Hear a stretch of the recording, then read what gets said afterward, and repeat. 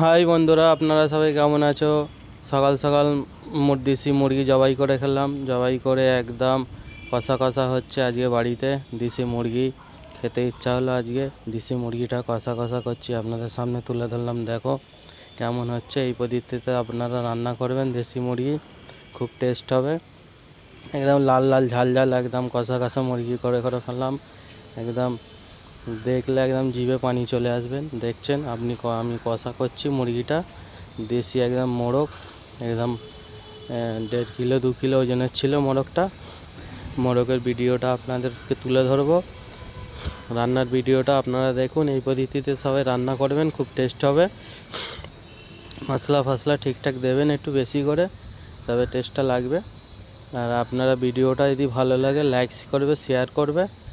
ভিডিওটা আপনার ভিডিও দেখতে থাকবেন, শেয়ার করবেন, লাইক করবেন। ভিডিওটা যদি ভালো লাগে কমেন্ট করবেন। আপনারা দেখুন এখানে দেশি মুরগিতে আলু দিচ্ছি, আলুও দিতে হয় একটু, আলুটা দিলে